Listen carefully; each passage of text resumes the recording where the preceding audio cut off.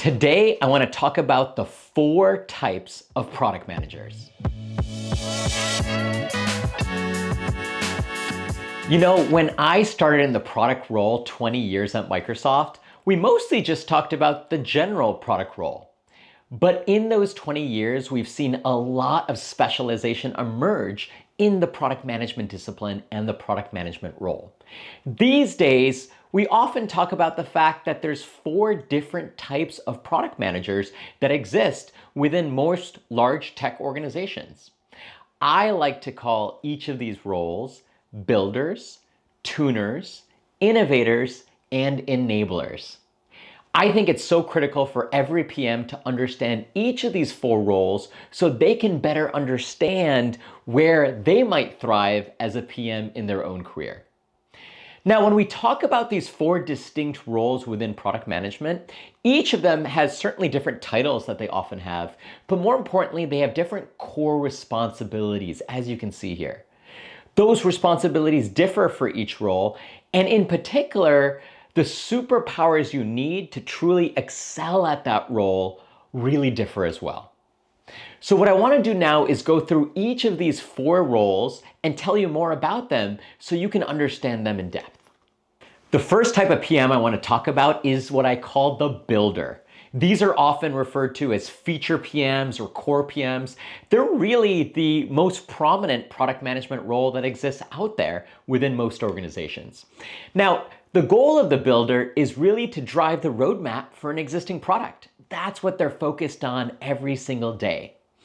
Let's talk about what the superpowers look like for a great builder. First, it's all about customer empathy, deeply understanding what your customers care about, their problems, their proclivities, their sensitivities, and really building a world-class solution for those customers. Now, what's equally important is ruthless prioritization. Builders know that there's no end to the number of features that they can build for their customers, and they need to ruthlessly prioritize to figure out which ones are going to deliver the most value for any given user or going to be most helpful for the business that you're trying to build. The last core value here is all about sweating the details. Now, this is all about anything from making sure a user journey within your experience is fantastic, every single screen they're seeing and every experience they're going through. Similarly, this is sweating the details in terms of filing bugs to make sure all the loose ends are actually covered as you're going through and building this great experience for your users. Now, when we think about common types of examples of builders, you have folks like the people that work on the LinkedIn profile team. These are builders in their own right. Or PMs that are working on Microsoft Office, also builders. Or for example, Google Android. These folks are all driving the roadmap for these existing established products and businesses and continuing to create ever more value for their end users. The next type of PM we'll talk about are the tuners. Tuners are all about moving the needle on a North Star metric. It's all about making that progress on the metric that matters most. Now, the most common type of tuner is certainly a growth PM, but you also see other types of tuners that exist in the market, things like revenue PMs or other types of PMs. Now, when you think about the superpowers of a tuner, it starts with the fact that they are all analytical ninjas. They know how to use data to really test out their hypotheses, right? So they're really good at A/B testing. They understand things like how to generate enough power to get to statistical significance, or even things like burn-in effects that are so common with the A/B tests that we're typically running. And so they understand that in a great amount of detail to help them decide which direction to move the product in. They also tend to be very hypothesis driven. This means they're great at generating hypotheses and ideas, but they ultimately know the only way to ultimately know if something's going to work is to test it. And they take that as the mentality when they're working on tuning the product or services that they're working on. Now, the last key piece here is they relish moving the needle. What they love seeing is a successful A/B test that moves the metrics up and to the right for the product or the business. And that's what tuners are all about. Now, there's lots of examples of tuners out there in a variety of companies. Uber, for example, has a driver growth team that's responsible for bringing more drivers onto the platform. And that's an example of a growth PM or a tuner. Another great example comes from LinkedIn. The paid subscriptions team has a set of PMs that are responsible for growing the revenue associated with LinkedIn's paid subscriptions. Again, a tuner role. Another great example comes from Facebook and their newsfeed optimization team. This team, focused on the relevance of the newsfeed, is constantly tuning that newsfeed to really get at more relevant actual stories for users. And so those are a couple of examples of tuners that exist out in the market. The next type of PM I want to talk about are innovators. These are the new product PMs that are responsible for bringing a new product to market, and in doing so, finding product market fit for that new product. Now, these exist both in established tech as well as startups. At an established tech company, these folks are building a new product within the suite of products the company also already offers. But in a startup, they're certainly often building that new product for the first time. All of these are innovation PM or new product PM roles. Let's now talk about what the superpowers look like for an innovator. The first is they're very comfortable with their own product intuition.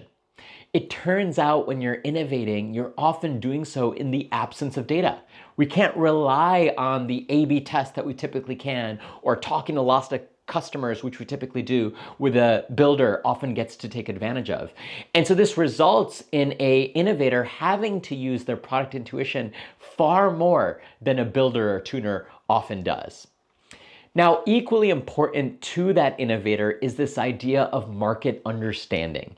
They need to understand the market to figure out why their product or service is going to win relative to the alternatives that exist. Since they're establishing that market differentiation for the first time, they really deeply need to understand it to figure out their wedge into that market and why they're ultimately going to win the hearts of users and customers. The last key piece here is that they're comfortable with ambiguity.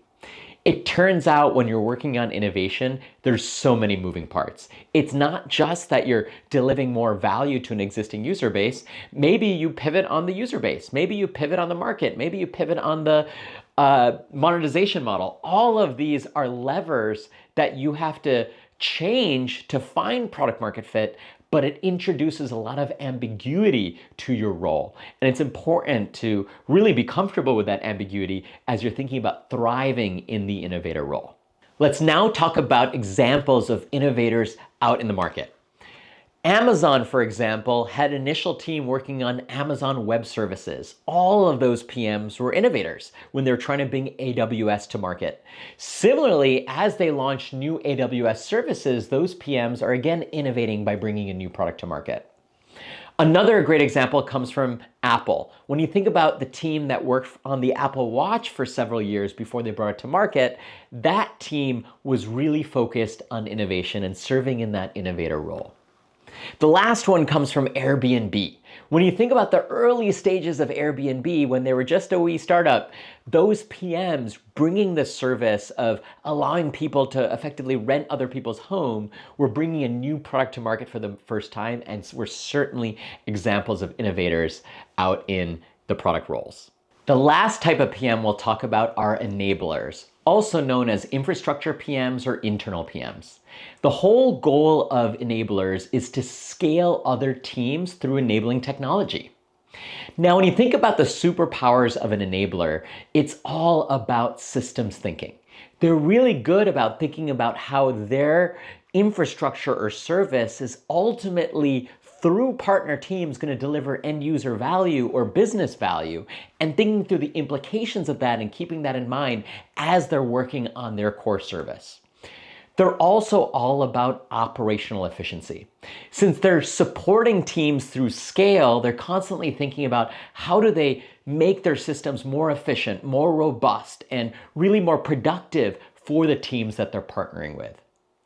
It's important to remember that for enablers, they're typically serving internal customers, not end users, but those internal customers. And so they're really also good at navigating those internal relationships. And oftentimes, let's be honest, those internal relationships result in disparate needs and making trade-offs between what makes sense for them to support as an underlying scaling technology for all the teams that they're supporting. Let's now talk about a few examples of enablers that we typically see. One great example comes from Google, where they have a database infrastructure that they call Bigtable, which is managed by a set of enabler PMs that then enables other teams to build highly scalable products and services on top of the Bigtable database. And so that's an example of enablers that you typically see. Another great example comes from LinkedIn, the localization team. The localization team enabled LinkedIn services to be translated to dozens of different languages. And that was all facilitated by a set of enablers or PMs that are really building and supporting that localization infrastructure that can be used as a service by all the partnering teams. The last example I'll talk about comes from Facebook, where they have a team that focuses on offering the A/B testing tooling and infrastructure that all the other teams use to run their A/B tests. And that infrastructure, again, is actually run by a set of enabler PMs that manage that team and that infrastructure. Now that I've laid out the 4 different types of PMs, I want to talk a little bit about how you can navigate your own career.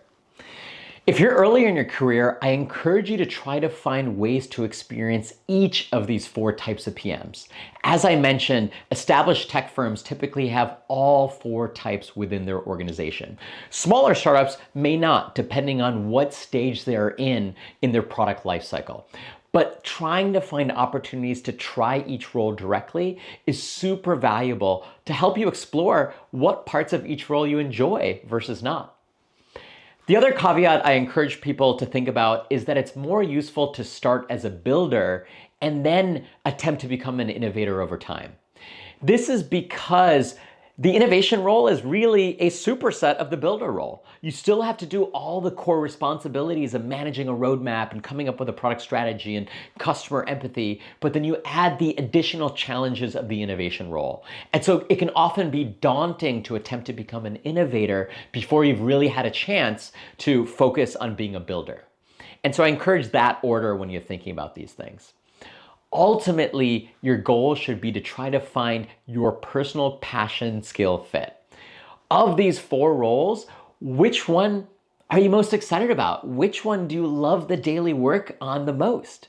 Equally important is which ones are you skilled at? You know, if you're analytically rigorous, maybe the tuner role is great for you. If you're not, maybe it's not the perfect fit. Maybe if you're all about falling in love with a customer problem and really deeply solving it, the builder role will be a great fit for you. Or if you're like me, you just love taking a new product from 0 to 1, you might find that the innovation role is really where your passion and skill lies. And so I encourage you to think about this, find experiences to try each of these, and then once you find where your sweet spot is, really think about how do you double down on that and maybe even create a career around that specific type of role and specialization in it. So I hope this gives you a lot to think about in terms of the 4 different types of PM roles that have emerged as specialization has taken hold in the PM role.